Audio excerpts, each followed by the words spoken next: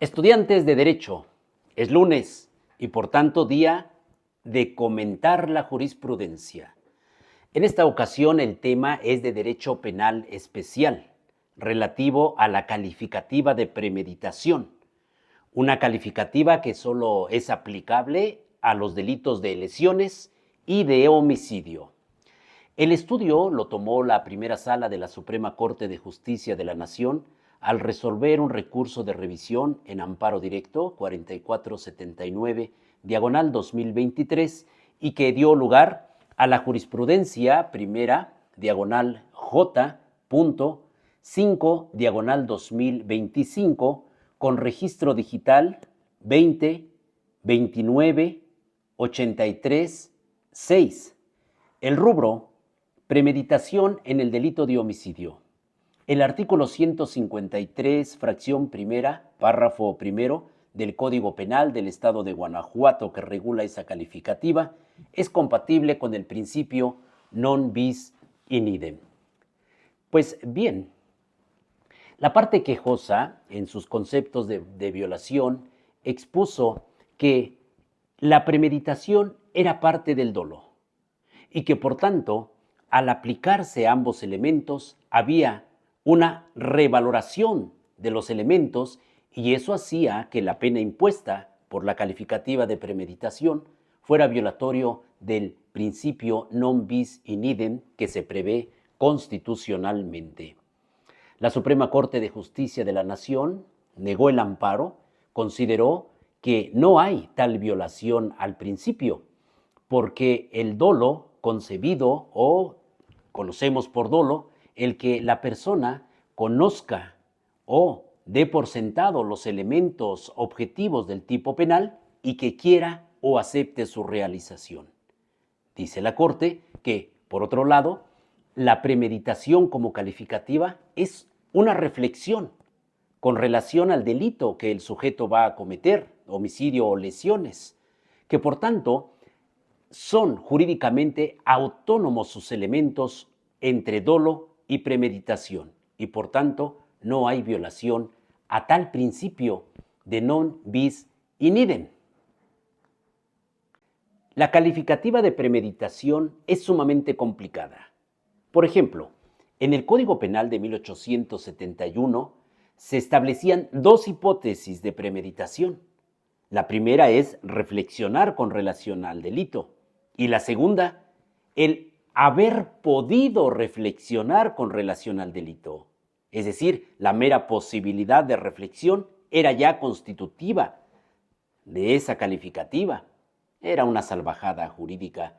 Afortunadamente, en el Código Penal de 1931, en materia federal, se eliminó esa hipótesis y realmente es solamente una cosa histórica, una cosa ya para el olvido.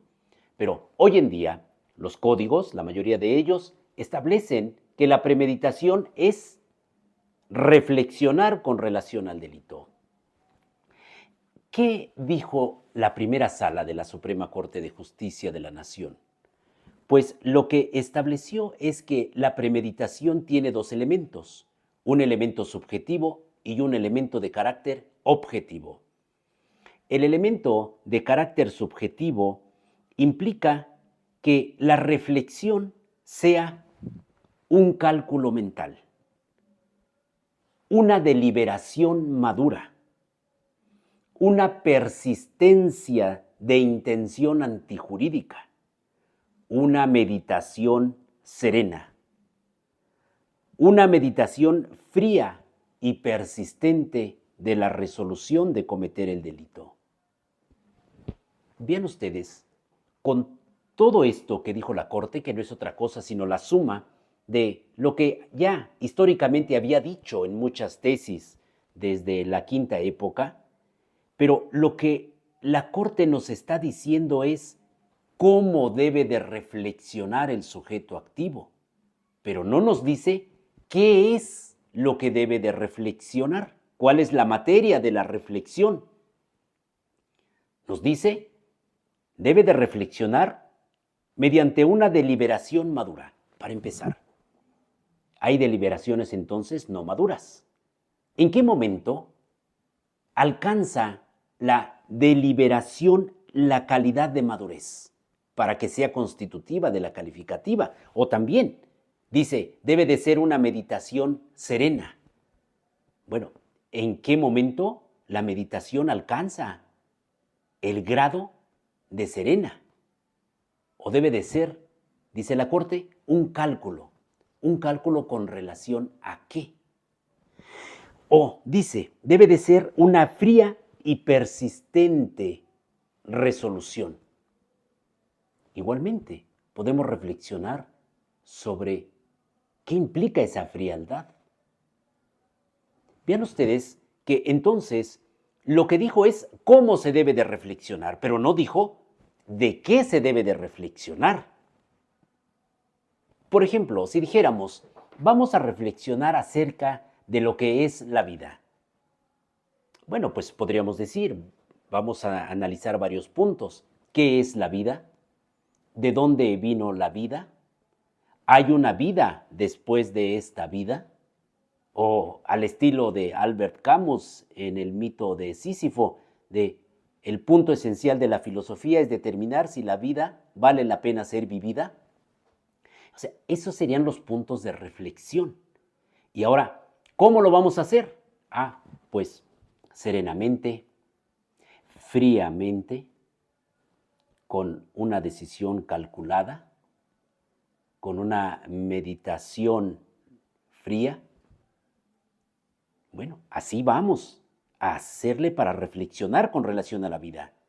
Eso mismo ocurrió en la ejecutoria. La Corte nos dijo cómo debe de reflexionar el sujeto con relación al delito que va a cometer, pero no nos dijo de qué se trata esa reflexión. Porque podríamos decir, bueno, el sujeto reflexionó con relación al delito que va a cometer y dijo, si cometo el delito de homicidio, pues voy a incrementar las estadísticas de criminalidad del país. Si cometo el delito, voy a dejar en mal a las autoridades porque no tienen un sistema de seguridad. Si cometo el delito de homicidio, pues voy a hacer que la familia de mi enemigo llore una vez que lo mate. O sea, ¿sobre qué debe de reflexionar? Porque cuando el código dice reflexionar con relación al delito que va a cometer, pues no nos dice mucho. Tendríamos que hacer agregados con relación al delito que va a cometer, pero ¿en qué campo? ¿En los supuestos que irónicamente estoy mencionando? Pues parece que no. No tenemos un asidero respecto de qué debe de reflexionar el sujeto con relación al delito que va a cometer. De manera que la Corte solo nos dijo el cómo, pero no nos dijo el qué. Ahora, en todas las calificativas o las calificativas son punibles en tanto que hay una correspondencia entre lo subjetivo y lo objetivo. Cuando alguien decide privar de la vida a otra persona y dice lo voy a hacer con un arma y cuando el sujeto pasivo esté desarmado, para que la calificativa de ventaja sea aplicable, no basta que lo piense, que lo razone, que lo decida, sino es necesario que efectivamente lo ejecute y que lo ejecute con el arma que había pensado y que además lo ejecute cuando el otro estaba desarmado. Debe de haber esa correspondencia. Y en la premeditación, ¿cuál es la correspondencia? Tenemos una reflexión con relación al delito que va a cometer, que como ya dijimos, no sabemos bien a bien de qué se trata, pero ¿cuál es la correspondencia en el mundo objetivo? Porque la Corte dijo, el elemento objetivo de la premeditación es el tiempo, ¿no? Eso es un elemento que se requiere para que alguien reflexione, un momento. En el caso de la premeditación, ocurre una vez que el sujeto tomó la decisión y antes de que ejecute el delito. Ese momento debe de existir, es claro, pero eso no se traduce en un aumento en lo injusto del hecho.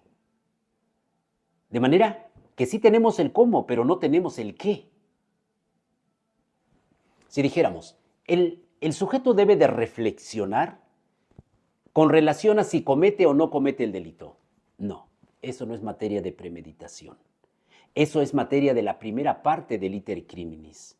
De hecho, la premeditación, como está planteada, tiene lugar una vez que el sujeto ha decidido cometer el delito y antes de que cometa el delito. La deliberación, la ideación, deliberación y resolución de cometer el delito, eso ya pasó en la primera etapa, en la primera esfera del iter criminis. De manera que la premeditación no implica reflexionar de si comete o no comete el delito. Si la reflexión consiste en cómo voy a cometer el delito, si lo voy a cometer de esta manera, si voy a ocuparme de los medios de comisión, si me voy a ocupar de las circunstancias de comisión, de la ocasión de comisión, eso es parte del dolo. Y que da lugar, en muchas ocasiones, a otra calificativa. Y como dijimos, solo es punible si efectivamente se ejecuta ese plan que se concibió subjetivamente.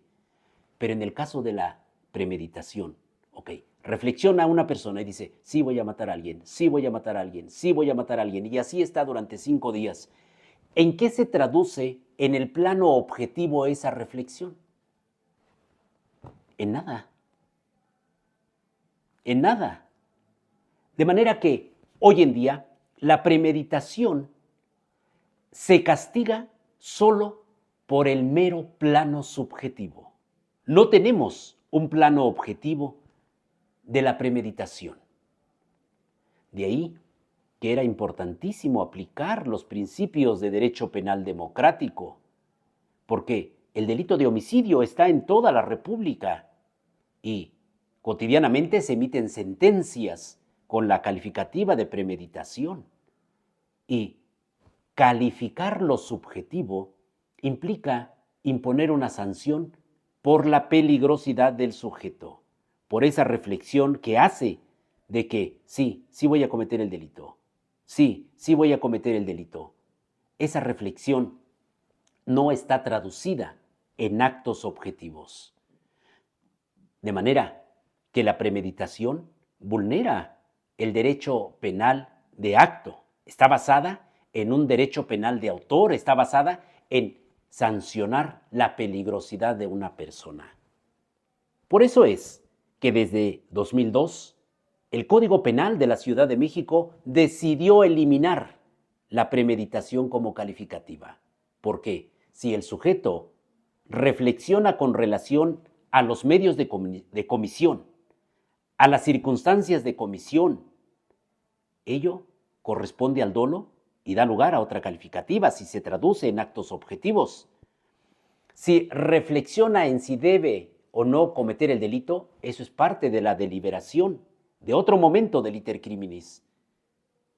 Si solo es una reflexión subjetiva y no pasa al plano objetivo, eso es una violación al derecho penal democrático. Así está ya la jurisprudencia, así ya está resuelto por un solo caso. No tenemos ya esa forma de formar jurisprudencia en 5 casos.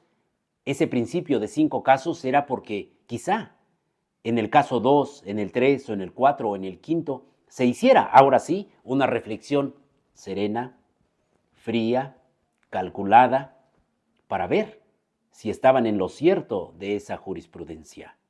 Ahora, con un solo caso, se emite un criterio vinculatorio. Esperemos que en alguna ocasión haya un momento de una nueva reflexión en la jurisprudencia y se aplique un estricto derecho penal democrático que tanto nos hace falta.